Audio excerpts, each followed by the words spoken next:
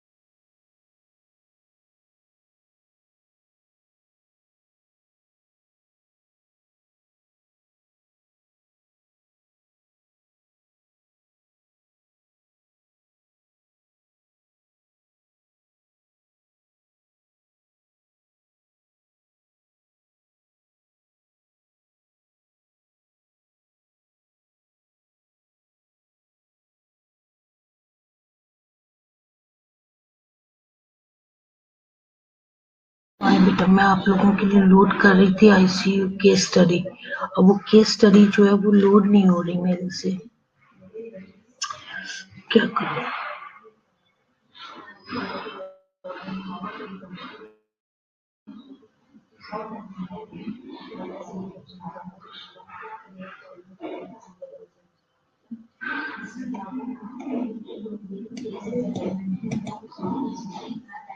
ICU case study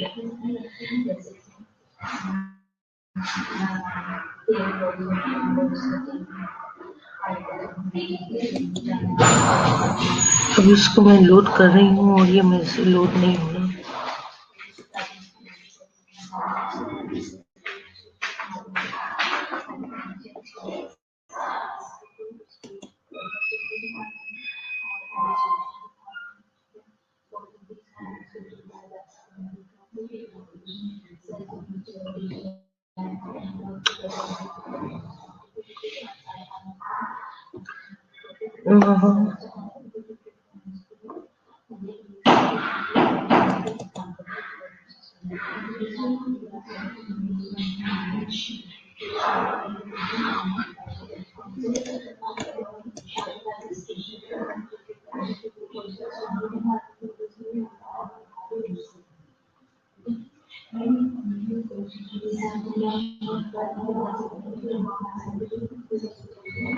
क्या मुसीबत है?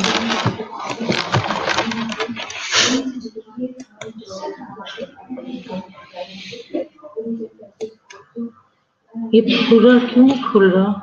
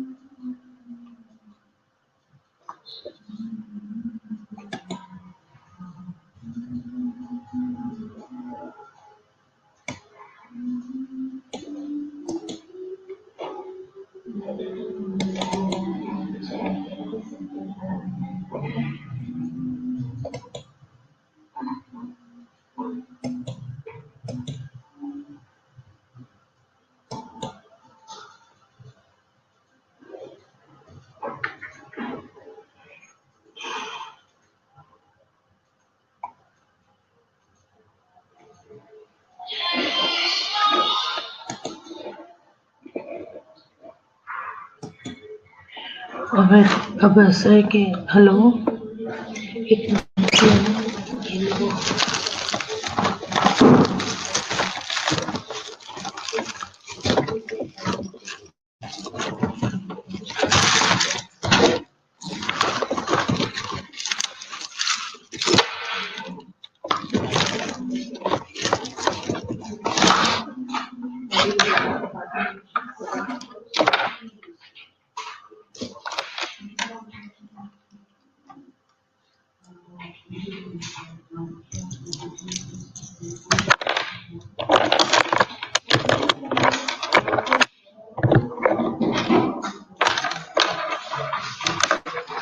हेलो, आप लोगों को आवाज आ रही है? हेलो, बेटा आवाज आ रही है आप लोगों को? हेलो सादिया, आपको आवाज आ रही है बेटा?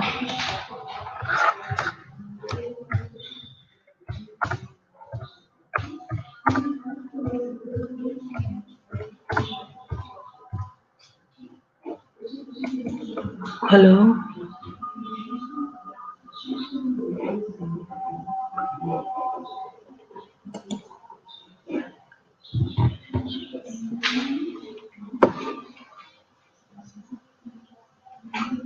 अच्छा,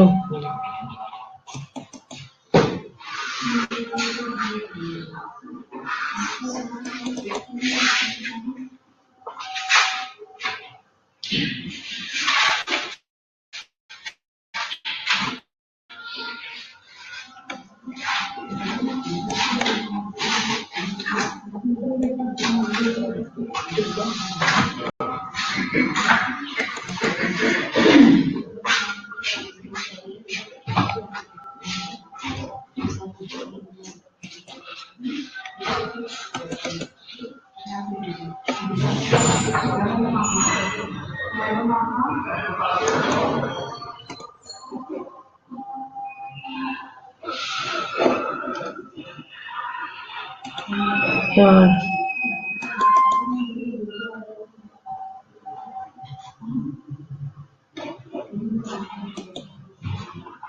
हेलो, यस मैम आ रही है। ओके, बेटा 1 मिनट आप लोग से थोड़ा सब्र करो। ये देखो मेरे साथ एक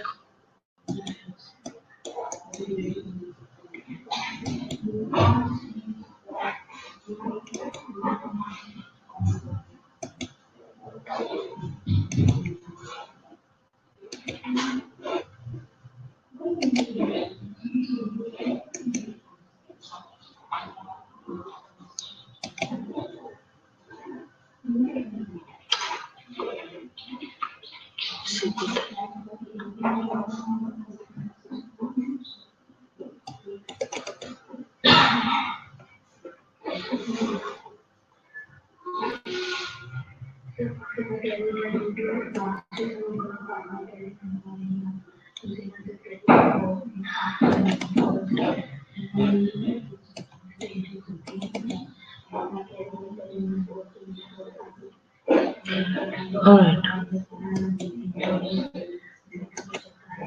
What I'll do, ये केस स्टडी जो थे, ये बहुत बड़ा लंबा चौड़ा काम था। ठीक है, आईसीयू का जो केस स्टडी मैं आप लोगों के साथ शेयर करना चाह रही थी, उसका कंटेंट बहुत ज़्यादा है, इसलिए वो अपलोड नहीं हो रहा था। तो अब मैं आप लोगों के साथ क्वेश्चन आंसर्स वाला टॉपिक्स शेयर करती हूँ, जो आपके लिए इजी हो जाएगा। ठीक हो गया?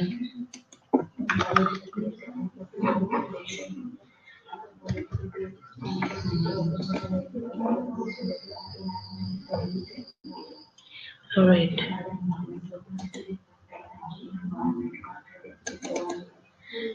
लो ये भी बदतमीज नहीं चढ़ रहा ऊपर।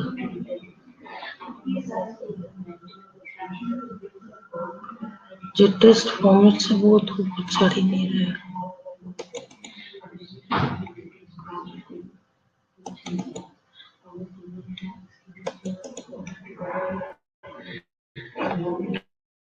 Okay, altered level of consciousness हम पढ़ते हैं फिर कि ये हमारे लिए जरूरी है।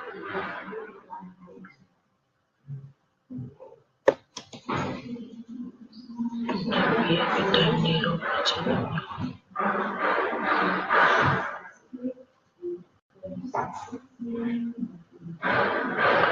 80 MB है।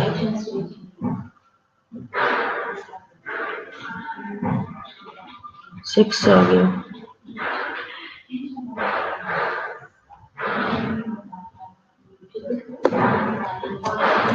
हम ऑल्टर्ड लेवल ऑफ कॉन्शियसनेस को दोबारा से पढ़ते हैं, ठीक है। जब तक मैं कल देखूंगी आप लोगों के टॉपिक कौन सा रखना चाहिए। हमारे पास ट्रॉमा तो खत्म हो गया, हम उसका टेस्ट लेना था, वो भी नहीं है। ले सकते हैं। तो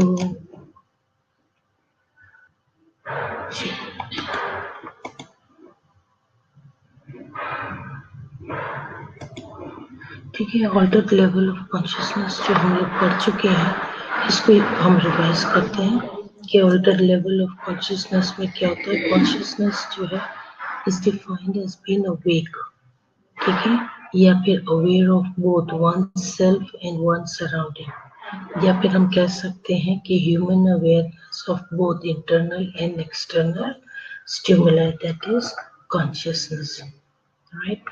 Level of consciousness is measured of person's arousability, ठीक है, किस वक्त वो जागता है, and responsiveness to the stimuli from the environment, right? So this is the level of consciousness. Altered में क्या होता है? Consciousness, lethargy, stupor या obtundent या coma, ठीक है, इसमें ऑल्टर है। कॉन्शियसनेस में अगर किसी किस्म का भी थोड़ी सी ऑल्टरनेस आ जाए तो उसमें हम कहते हैं, ठीक है, उसमें लेथार्जी भी होती है। लेथार्जी में बंदा सुनता है, नहीं सुनता है, आधा सुनता है, आधा नहीं सुनता है, that's it. So the next is definitions, ठीक है। लेथार्जी क्या होती है? माइल्ड डिप्रेशन है, ठीक है। Lethargy is mild depression. Okay, आज क्या डेट है? 16।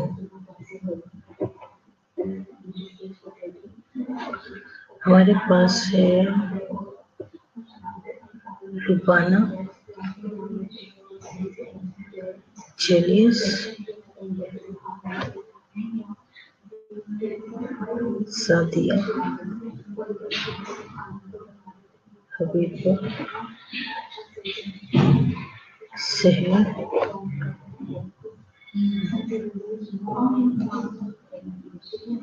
सादिया,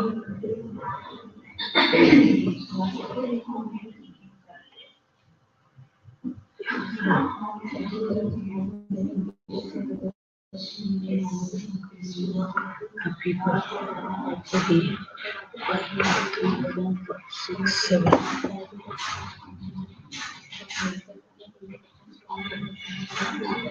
ओके, ठीक हो गया। सो क्या कहते हैं, lethargy is a mild depression in level of consciousness and can be aroused with little difficulty, मामूली सी डिफिकल्टी के साथ। इस तरीके से जैसे कि आप सो रहे होते हो, आपको कोई हिलाए और कि उठो जरा, तो जल्दी से आप उठ भी जाते हो कि हाँ ड्यूटी पर जाना है, टाइम हो गया, सो इस तरीके से हम देख सकते हैं कि ये आप लेथार्जी में हो, या फिर बहुत ज़्यादा थकावट में लेटे होते हो, आपको जगाया जाए तो आप आराम से उठ जाते हो। ऑब्ट्यूडेंट जो है इट्स मोर डिप्रेस लेवल, ठीक है। ऑब्ट्यूडेंट जो है वो ज़्यादा डिप्रेस्ड लेवल है कॉन्शियसनेस का, और and it can not be fully aroused, पूरी तरीके से आप नहीं जगा सकते, ठीक है। इसका आप आसान लफ्जों में स्लो रिस्पॉन्स है उसका। नाउ स्टुपिरोसिस जो है cannot be aroused from a sleep-like state, only will respond by grimacing or drawing away from painful stimuli. अब स्टुपिरोस जो है, जो आप उसको जगाना चाहोगे तो वो उठना नहीं चाहता, ठीक है, उल्टा शक्लें बना बना के दिखाता है और अपने आप को खींचता है कि भी हमें नहीं जगाओ, दैट इज स्टुपिरोस। आप उसको आराम से नहीं जगा सकते, चाहे आप उसको चुटकियाँ चुटकियाँ क्यों ना काटते हो। इसी तरीके से कोमा है, कोमा जो है वो डिप्रेस लेवल है कॉन्शियसनेस का, एंड उसमें क्या होता है कि is unable to make any purposeful response। इसमें तो चलो फिर भी थोड़ा सा उसने अजीब शक्लें बना के आपके अपने अगर उसको चुटकी काटी, कान मरोड़ा, जो कुछ भी है उसमें रिस्पॉन्स थोड़ा सा देता है, लेकिन कोमा में ऐसा कुछ भी नहीं वो करता। पैथोफिजियोलॉजी कहती है reticular formation is known to play a role in alertness, wakefulness and arousal, ठीक है। अब रेटिकुलर फॉर्मेशन जो है is known to play a role. अब इसके अंदर एक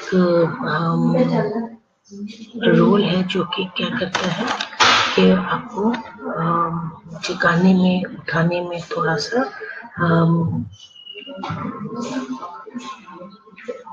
एक ये फॉर्मेशंस है, ठीक है। Ascending reticular activating system is a group of neural connection. अब ये जो है सारा कुछ एक न्यूरल कनेक्शन से है दैट रिसीव सेंसरी इनपुट, ठीक है, and project to the cerebral cortex and through the midbrain and thalamus from the reticular formation. Now, altered level of consciousness जो है उसके clinical features आपको 4 pathologic variables में are helpful। एक है आपका respiratory pattern, दूसरा है pupillary light reflex, ठीक है। रिफ्लेक्सेस जब आप लाइट आपके आँख में मारते हैं, प्यूपल्स डायलेट होते हैं, सुकर जाते हैं। लाइट डालने से वो प्यूपल्स जो है वो बिल्कुल सुकर से जाते हैं, जो वो उसका रिफ्लेक्स है। Okay, spontaneous eye movement. Spontaneous eye movement जब आप उसकी क्या कहते हैं, आँखों को थोड़ा सा छेड़ो तो उसमें एक स्पॉन्टेनियस मूवमेंट है, ठीक है। या लाइट लगाओ तो फिर उससे भी होता है। मोटर रिस्पॉन्सेस, या मोटर रिस्पॉन्सेस जो है किसी किसी हाथ झटके काटोगे तो वो हाथ छुड़ाएगा या हाथ परे करेगा किस तरीके से, that's motor responses, so it can be helpful.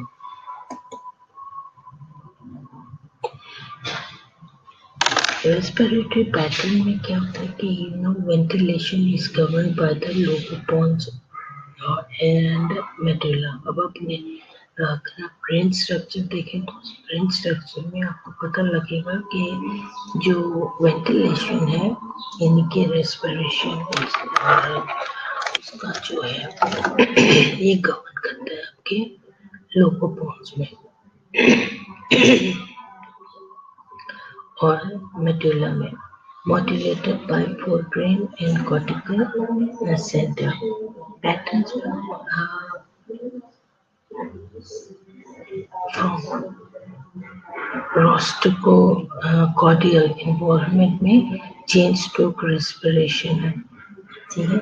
And हाइपरनिया जो है यानी कि डीप एंड फास्ट जोर जोर से सांस लेना, it is alternating with the apnoea. Apnoea में थोड़ा सा देर के लिए क्या होता है कि वो सांस रोक लेता है लेकिन फिर जोर जोर से सांस लेना शुरू करता है। दैट इज आपका रेस्पिरेटरी पैटर्न है। और इसको कौन गवर्न कर रहा है? They are govern by the lower pons, ठीक है, and medulla.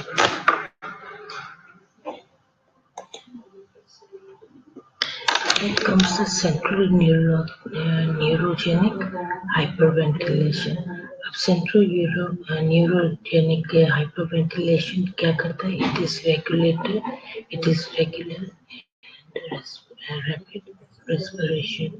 Normal PaO2 and low PaCO2 जो है they are normal, midbrain में है, ठीक है, and brain attempts to reduce intracranial pressure, ठीक है।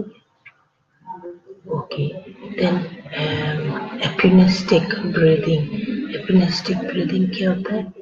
Apne से निकला deep gasping inspiration with a pause, that full inspiration followed by a brief insufficient release signifies damage to the pons medulla। अब एपिनेस्टिक breathing में एपना से याद रखना कि एपनिक इज सीजिंग यानी कि आप सांस रोक लेते हो, दैट इज एपिनेस्टिक ब्रीदिंग। उसमें उसने बताया कि किस तरीके से आपकी जो pause of at full inspirational pause है ब्रीफ इनसफिशिएंट रिलीज के साथ। अब उसमें दूसरी चीज हम देखते हैं प्यूपिलरी रिफ्लेक्स। प्यूपिलरी रिफ्लेक्स क्या होता है? जब आप उसको थोड़ा सा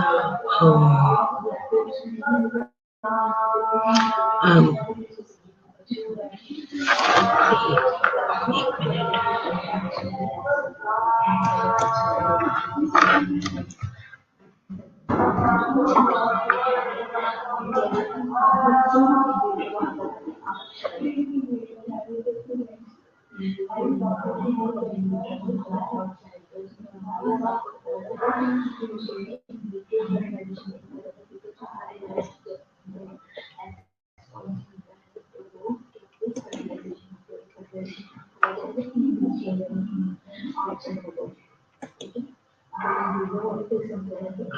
okay, sending reticular activation system.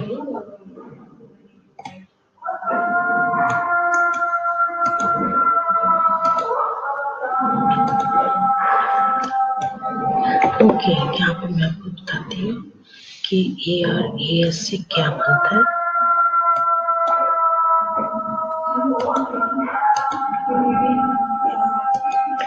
ठीक है,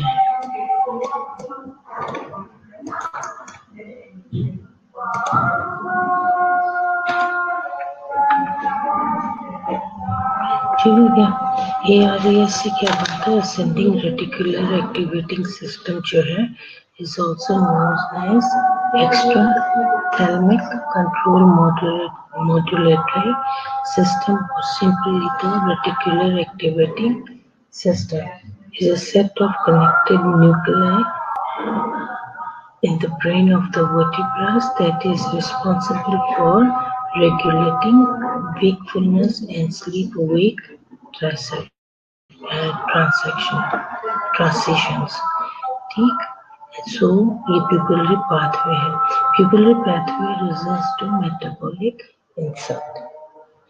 Single most important physical finding to distinguish structural versus metabolic disease.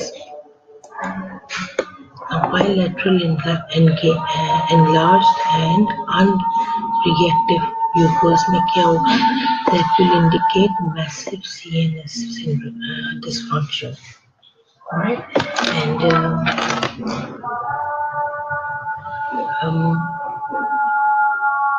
function जैसे कि एनाक्सिया, barbiturate, severe hypothermia, and cholinergic poisoning, right?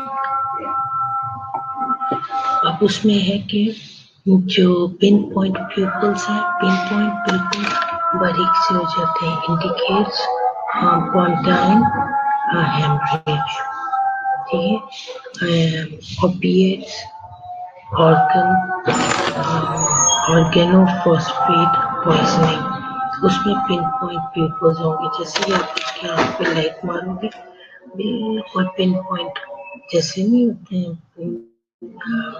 Pin का जो सिरा है, पॉइंट है उसका, बिल्कुल उस साइज के हो जाते हैं। Unilateral fixed dilated pupils indicate in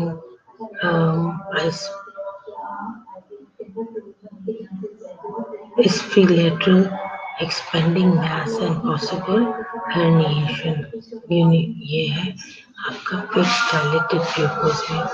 अब जो ड्रग्स हैं बाज़-औक़ात वो भी क्या करते हैं, आपके pupils पे असर करते हैं, जैसे कि ओपाइड्स हैं, ठीक है, उसमें आपके जो pupils हैं वो पिन पॉइंट होंगे। एंटीकोलिनेर्जिक्स जो है उसमें आपके pupils लार्ज pupils होंगे। आई मूवमेंट में insight of stage of coma, ठीक है, कोमा की स्टेज में revolving side to side movement occurs. अगर आप उनकी आंखें खोलो और लाइट मारो तो उसकी आंखें दाएं बाएं होती रहेंगी, जो pupils हैं, ठीक है। persistent deviation to one side may indicate focal seizure activity। अब क्या होता है कि जो एक ही साइड पे नजर रखते हैं तो वो और इधर उधर नहीं देखता है, सिर्फ एक ही साइड पर है, तो वो इंडिकेट करता है फोकल सीजर एक्टिविटी, यानी कि किसी वक्त भी उनको फिट्स जो है वो पड़ सकते हैं। इसी तरीके से स्ट्रक्चरल ब्रेन स्टिमुलेशंस में अबॉलिश कॉन्जुगेट आई मूवमेंट है।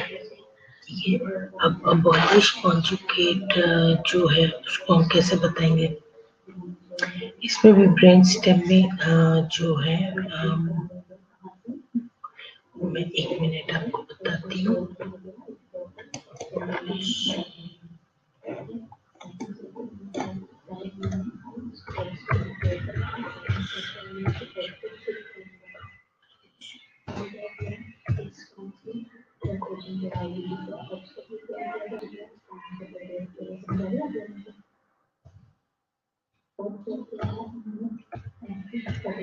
Conjugate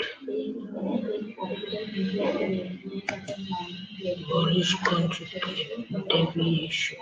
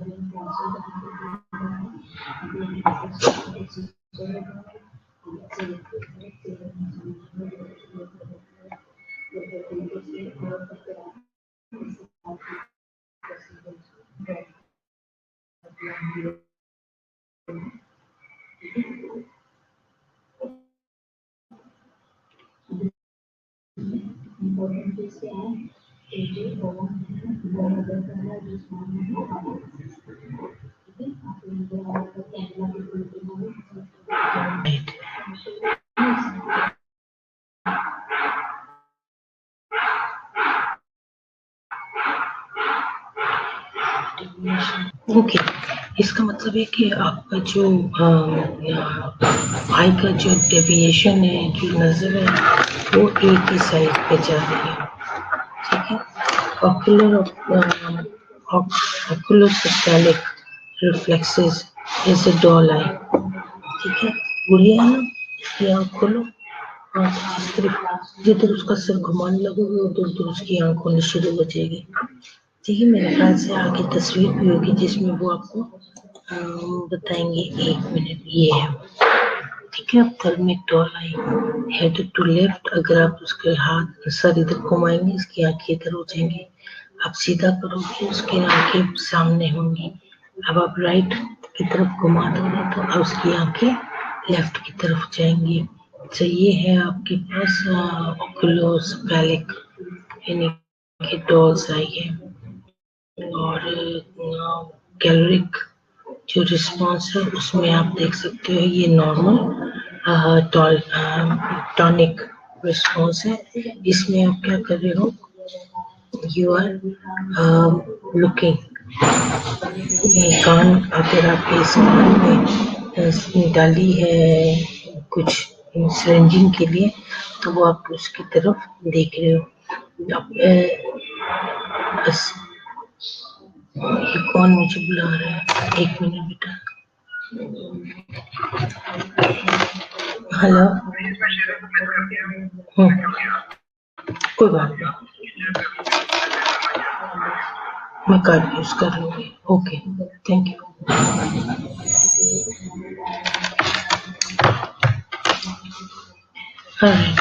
ठीक है, अब इसमें एसिमेट्रिकल है, आप इसकी देख सकते हो एक आंख जो है साइड पर जा रही है और एक आंख जो है सेंटर में है, और नेगेटिव रिस्पॉन्स में उसको कोई रिस्पॉन्स नहीं है।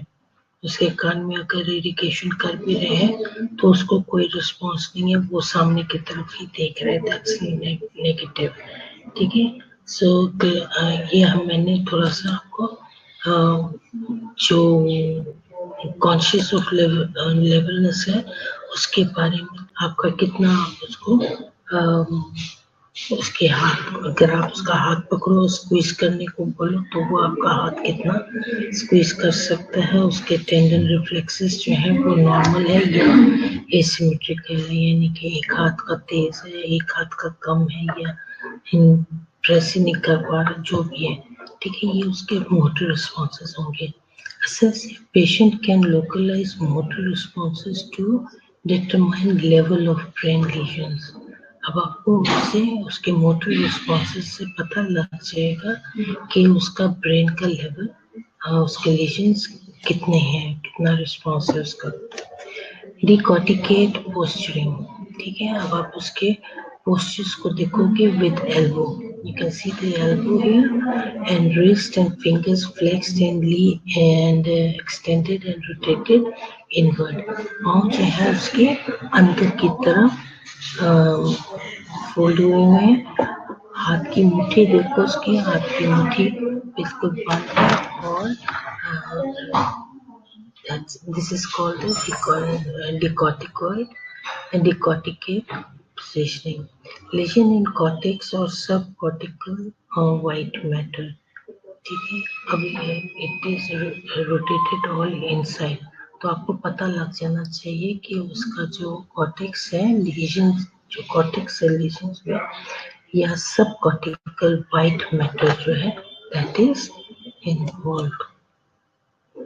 Okay, now decerebrate posturing, rigid extension of arms and legs. एक हमने पढ़ा था कॉर्टिकॉइड, कॉर्टिकेट, डिकॉर्टिकेट, और दूसरा हम देख रहे हैं डिसेरिब्रेट।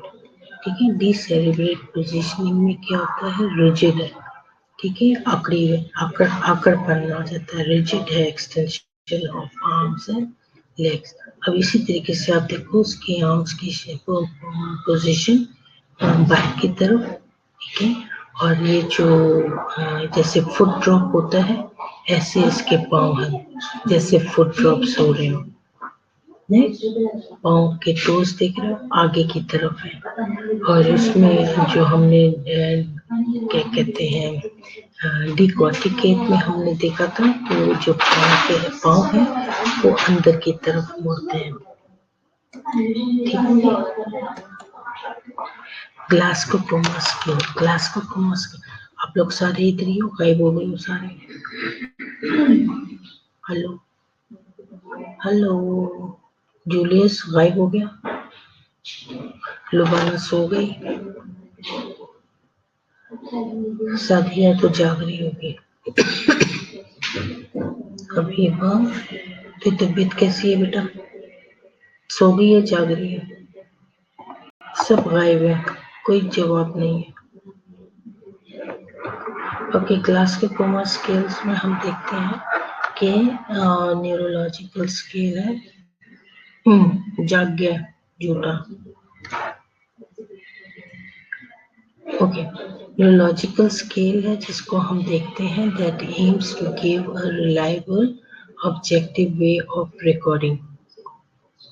नो वॉइस अगेन मैम, क्यों नहीं वॉइस, बिल्कुल ठीक ठाक वॉइस, तुम लोग सोए पड़े हो, अपना उसको ठीक करो हबीबा, अपना सिस्टम को दोबारा से इसको रिचार्ज कर, रिफ्रेश करो, सो गई थी ना,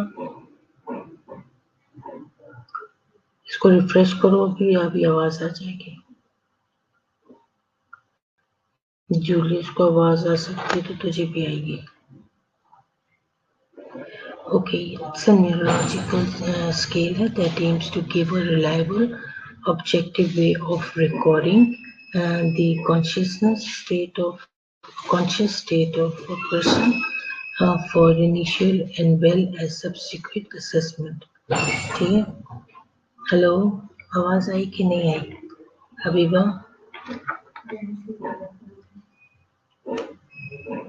हेलो आवाज आ रही है कि नहीं आ रही है?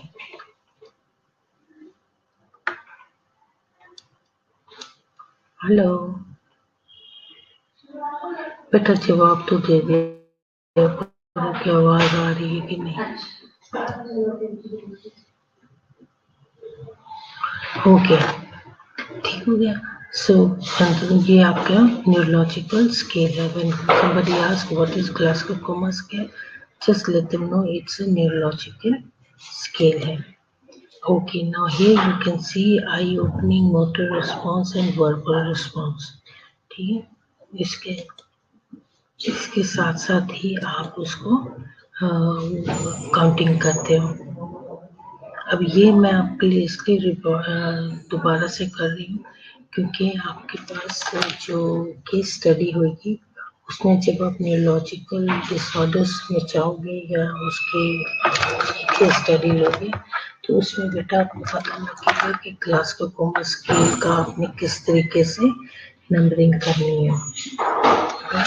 सो व्हेन आई ओपन्स में आप देख सकते हो there is nail pain verbal and spontaneous. So 1, 2, 3, 4 है।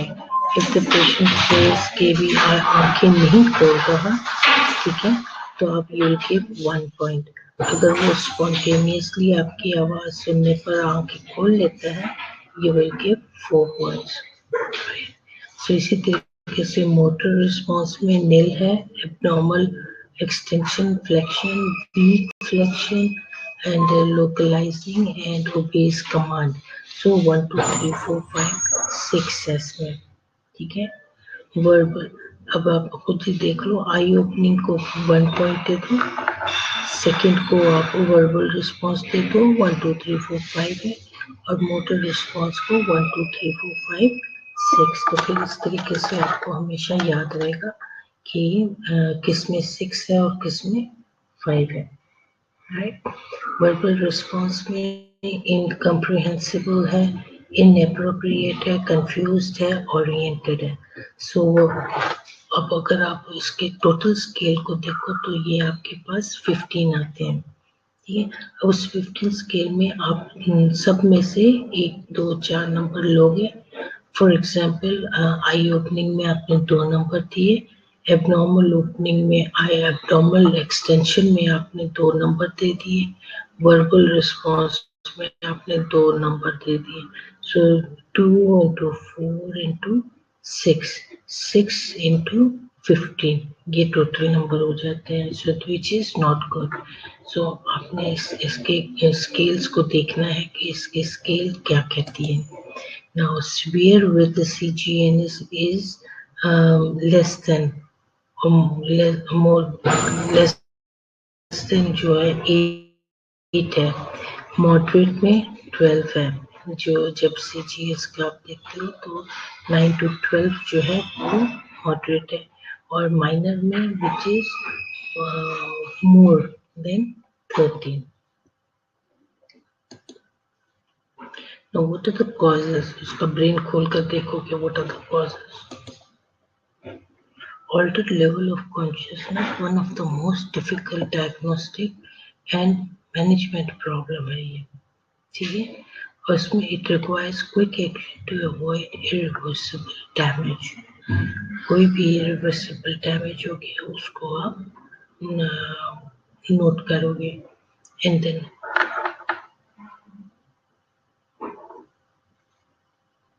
wide array of possible diagnosis, फिर आप उसकी डायग्नोस बनाते हो। Altered level of consciousness is a symptom of another problem, not a diagnosis in itself। अब ये जो है altered level of consciousness जो है एक ऐसा symptom है of another problem, ठीक है, किसी और प्रॉब्लम की वजह से ये प्रॉब्लम बना, और नॉट डायग्नोसिस इसके आप कुछ उसकी डायग्नोसिस आप उसको नहीं कर सकते, ये किसी और सिम्टम का प्रॉब्लम है। AEIOU AEIOU टिप्स, ठीक है। अब वो जो क्या कहते हैं वॉवल्स है इंग्लिश में, ठीक है, इंग्लिश ग्रामर के वॉवल्स है ये आई ओ यू। उस ग्रामर के हिसाब से उन्होंने आपको एक मिमिक्स दे दिया और उस मिमिक के मुताबिक आप इसको याद रखना इजी हो जाता है। अब इसकी वजह क्या बनती है? अल्कोहल है, एन्सेफेलोपैथीज है, इलेक्ट्रोलाइट्स है, देन इंसुलिन हाइपोग्लाइसीमिया है, ओवरडोज ऑक्सीजन डेफिशिएंसी है, यूरेनिया है, trauma, temperature abnormalities, tumor infection, poisoning, psychiatric and physiologic, नहीं, psychiatric and psychogenic. And then comes the stroke, shock, and seizures and shunt. ठीक हो गया। ये T4 आप देख सकते हो, there are 3 T's। P को आप देखो तो there are 3 P's। S को देखोगे तो इसमें आपको 4 S मिलेंगे। उससे ये आपको इतने बहुत सारे कॉजेज मिलते हैं। तो जब आप AEIOU याद रखते हो तो उसमें से आप एक एक भी याद रख लो तो बड़ी बात है, ठीक है। AEIOU टिप्स, ये आपका मेमोनिक्स है जिसको आप इसके जरिए अच्छे तरीके से याद कर सकते हो। इलेक्ट्रोलाइट में जो उसकी वजह बनती है that is abnormality in any question, ठीक है।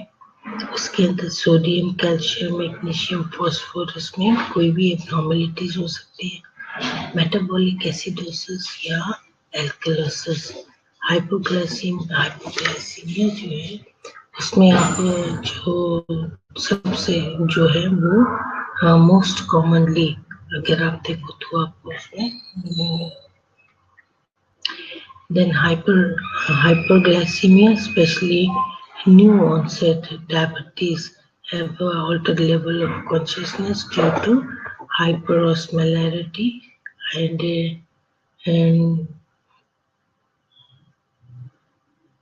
decay. Diabetic ketoacidosis can lead to cerebral edema. Okay, 39 minutes रह गए उसके, सिर्फ बैटरी डाउन होने में। ठीक हो गया। Scissors क्यों होगा? All scissors except for pipette mal are followed by post-critical stage and measure drug level for post-critical stage में होता है कि पेशेंट को सीजर्स हो चुका और अब उसको फील हो रहा है कि उसको दोबारा से दूसरा अटैक होने लगा है। Major drug level for patient on anti convulsion पे, ठीक है। अगर बोले एक मिनट जी, नहीं अभी मैं नहीं आ सकती, अभी क्लास ले रही हूँ। अच्छा ठीक हो गया, ठीक हो गया, ठीक हो गया। देन मेजर ड्रग्स लेवल, बाज़ औक़ात कुछ ड्रग लेवल्स ऐसे होते हैं जिससे वो पेशेंट और एंटी कन्वल्सेंट, उनको एंटी कन्वल्सेंट मिल रहे होते हैं, राइट। देन कोमाटोस जो है वो क्या करते हैं? Non convulsive seizures needing to an ECG to diagnose. अब कोमा में जो पेशेंट है, कोमाटोस पेशेंट जो होते हैं उनको, उनके लिए उन्होंने कहा है कि हैव नॉन कन्वल्सिव सीजर्स, ठीक है, और उनको जरूरत पड़ती है ECG की ताकि उसको डायग्नोस किया जा सके। Now comes the trauma, epidural haematoma, ठीक है। एपिड्यूरल हेमाटोमा में क्या होता है? Lens shape. आप यहाँ पर गौर से देखो तो ये आपके पास लेंस शेप है and caused by arterial rupture. कोई भी आर्टरी जो है वो रप्चर हो गई है जिसकी वजह से क्या हो गया है? आपको एपिड्यूरल हेमाटोमा मिलेगा। ये देखो इसका ये जो ब्लैक एंड व्हाइट है, इसके साइड पे जो ये हाफ मून नजर आ रहा है दैट इज एपिड्यूरल हेमाटोमा है। ठीक है, ये कलर में आप देख सकते हो। Skull fracture present in 85% of cases में आपको हेड फ्रैक्चर मिलेगा।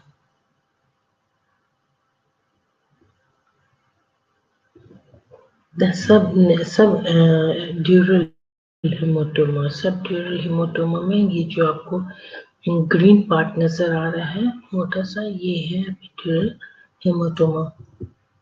Right lateral ventricle, this is the right ventricle, and crescent shape है, caused by tearing of the bridging vein through dura and arachnoid. Skull fracture present in 30% of cases, and retinal hemorrhage in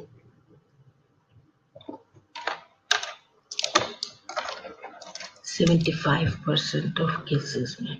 ठीक है, तो ये आपको सब ड्यूरल haematoma मिलेगा। और उनकी लेवल ऑफ कॉन्शियसनेस कैसी होगी, डिपेंड्स कि भी वो किस तरीके से आपको रिएक्ट करके और रिस्पॉन्स करके बता रहे हैं। ओके, सेरेब्रल कॉन्फ्यूजन, ठीक है, ये हम लोग पढ़ रहे थे। सेरेब्रल कॉन्फ्यूजन में क्या होता है, confusion can lead into increase intracranial pressure. ठीक हो गया, एक कॉन्फ्यूजन है, एक कंफ्यूजन है। ठीक है, ये यहाँ पे दब लगी है, और से देखो इस पिंक के पास, ये जो दो पिंक नजर आ रहे हैं इसके बीच में आपको नजर आएगी।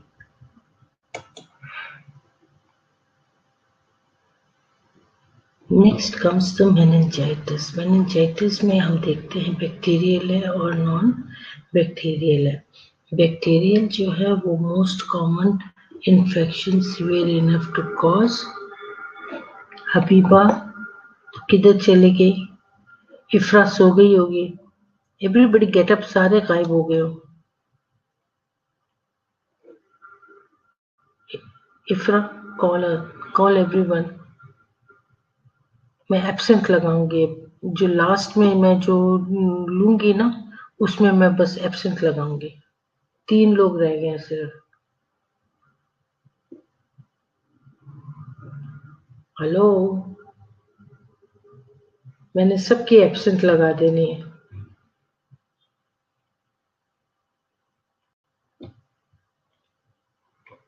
किधर हो सारे?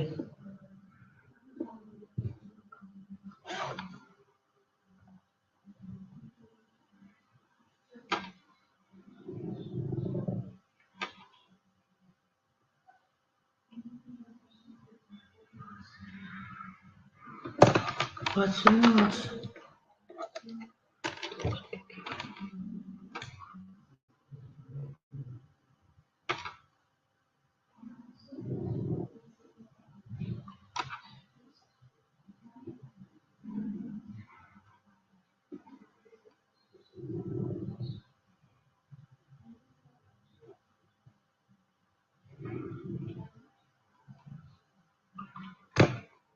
हेलो, किधर हो सारे? सारे गायब हो गए हो।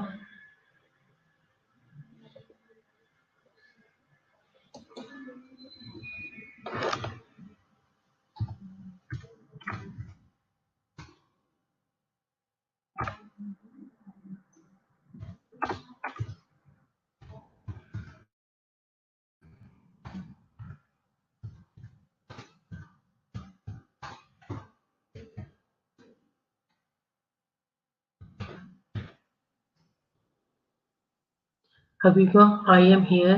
तो वेयर आर अदर्स, बाकी किधर हैं सारे? इधर ही है मैम जी, झूठियो। ये देखो जरा, ऊपर ऊपर ऊपर अभी 3 से 4 हो गए हो। अब बाकी किधर है? बाकी सारे किधर है? हबीब, इफ्रा किधर है? Where is इफ्रा?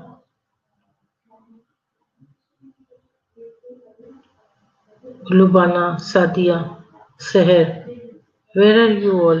अपना जल्दी से इधर दिखाओ, शो करो कि आप लोग इधर मौजूद हो।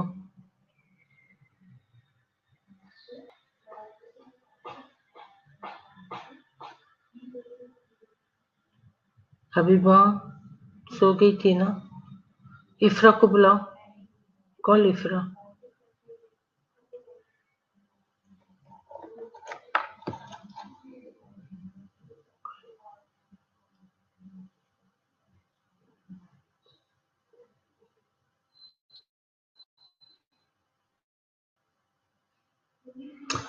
Everybody come back.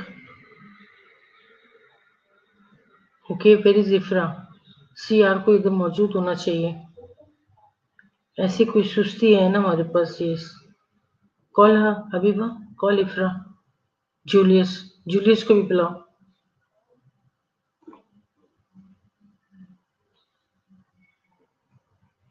Call Julius से इफ्रा।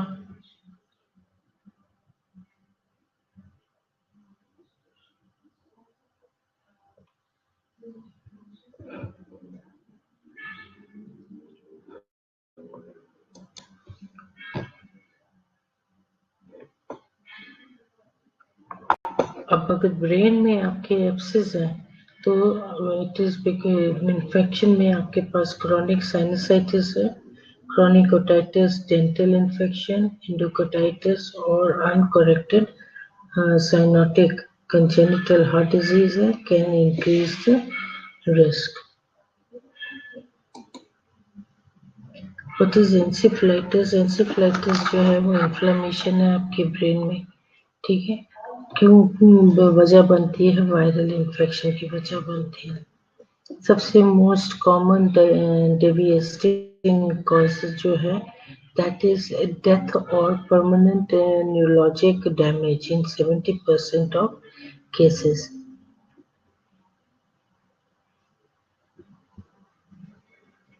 नहीं ना आए अभी तक सारे।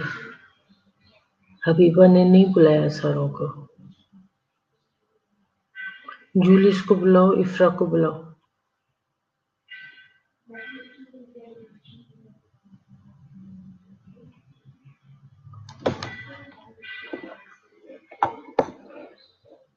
लुबाना,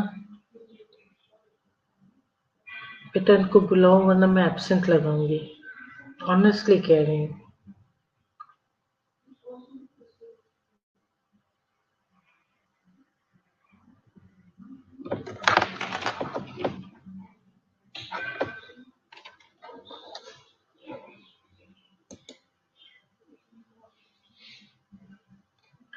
स्ट्रोक हमने पढ़ा था। स्ट्रोक में हम देख सकते हैं हेमरेजिक है, is usually due to aneurysm, severe headache हुई थी उसमें।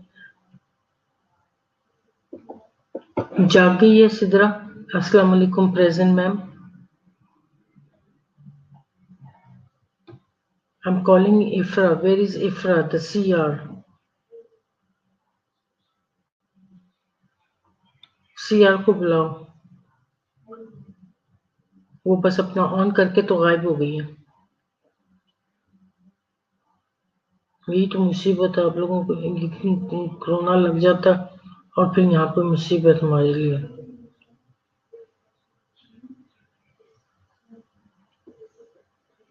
इफ्रा, दिस इज सो बैड। आप क्लास की CR हो और आप ही गायब हो जाते हो। इधर ही हूँ, नहीं हूँ ना। Stay here. दूसरों को भी बुलाओ, बल्कि कनेक्ट रखो अपने साथ एक दूसरों को। गायब ही हो गए हो तुम लोग सारे। Where is this Julius? Julius को कॉल करो जल्दी से।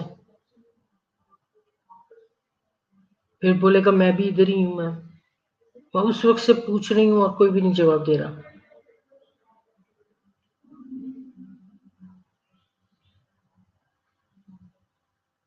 Call Julius.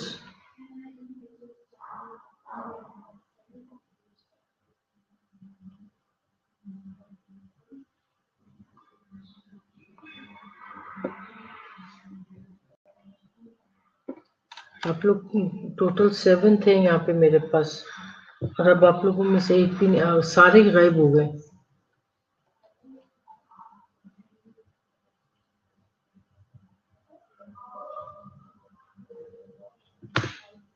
जूलियस, वे वो यू बंद करके गायब हो गए हो तुम लोग। This is so bad. माना कि आप लोगों ने ये सारा पढ़ा हुआ है, लेकिन अब जब मैं पढ़ा रही हूँ फिर फोकस तो, ताकि रिवीजन तो हो रही है ना।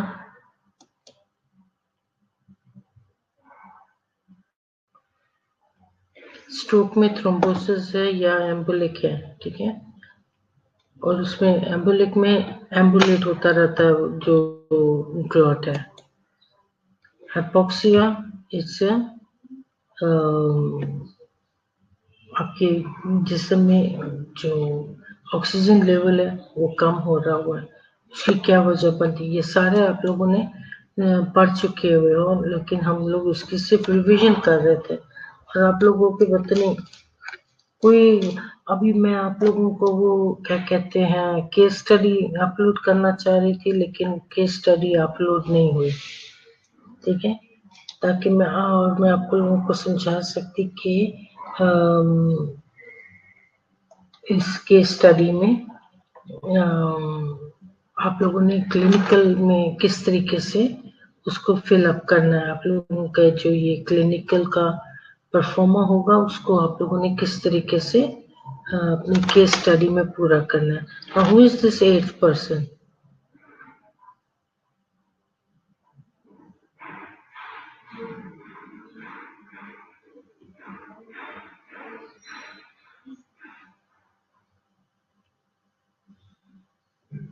ये 8th पर्सन कौन है? 9 भी हो गया, अब 9 कौन है?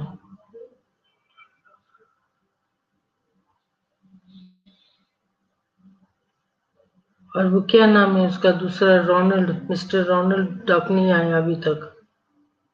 उसको किसी ने नहीं बताया कि ऑनलाइन उसने भी पढ़ना होता है कुछ? CR, it's your responsibility. You should be informing this Julius, not Julius, Ronald. Mister Ronald को भी बोलो कि आ जाए करो गलती से ऑनलाइन में,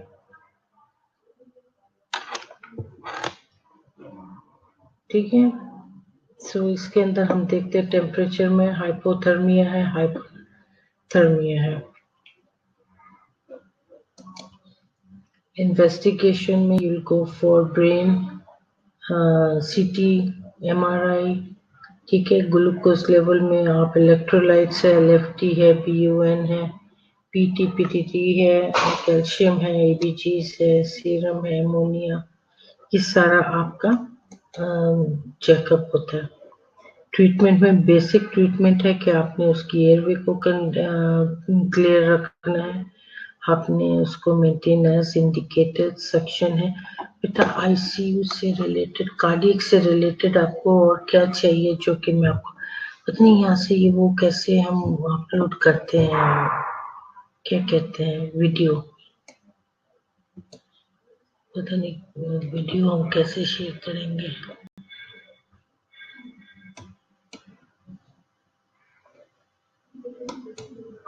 ये तो एंटायर स्क्रीन है,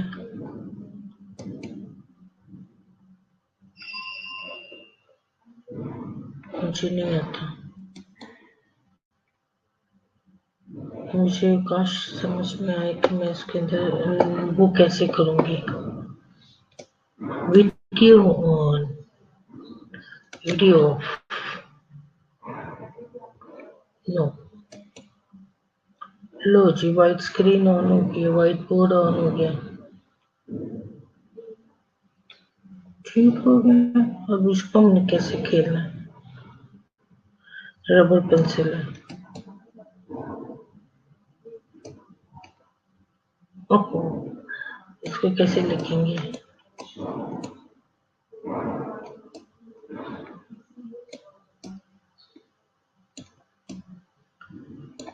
है वो, इससे तो नहीं लिखा जाता हमसे।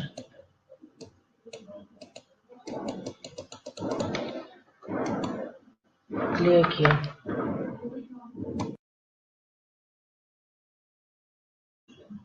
ओके।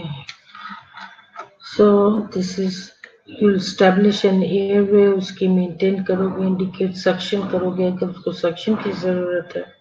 उसके बाद वेंटिलेट करोगे, ठीक है, एडमिनिस्टर हाई कंसंट्रेशन ऑक्सीजन दोगे, ट्रांसपोर्ट करोगे पेशेंट को इन कोमा रिकवरी पोजीशन में, ठीक है। रिकवरी पोजीशन पता है आप लोगों को?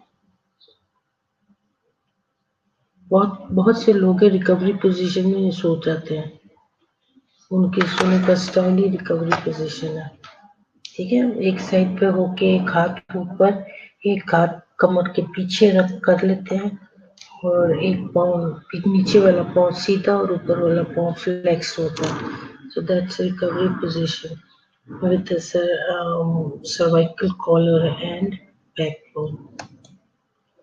Okay, treatment में आप immediate treatment दोगे. If patient is in respiratory arrest, perform advanced airway management. आपने CPR पढ़ा हुआ है, ठीक है। मैं वीडियो दिखाना चाहती हूँ लेकिन मैं नेक्स्ट टाइम देखूंगी कि मेरे पास इसमें वो क्या कहते हैं, कैसे वीडियो डालते हैं, फिर मैं आप लोगों को इसमें वीडियो दिखाऊंगी इसमें से कि किस तरीके से वो सारा चलता है। I don't know how to play that video. Next time से, ठीक है बेटा।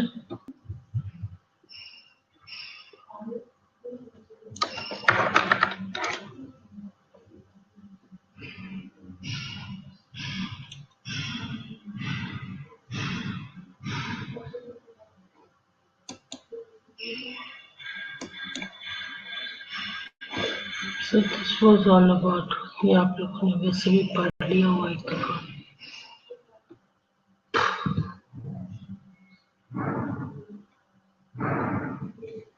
आप लोगों का मैंने टेस्ट बनाया और वो टेस्ट रह गया ट्रॉमा पे। So when you come back, I'll be taking your test.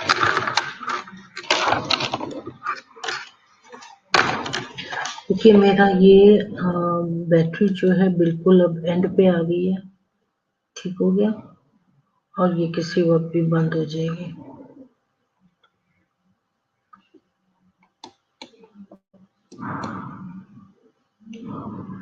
Battery low, battery of, ये लो, सिर्फ 11% रह गई है। तो मैं मेरे ख्याल से अभी इसको बंद करूंगी इससे पहले कि ये बिल्कुल ही बंद हो जाए। So bye for now, we'll talk later.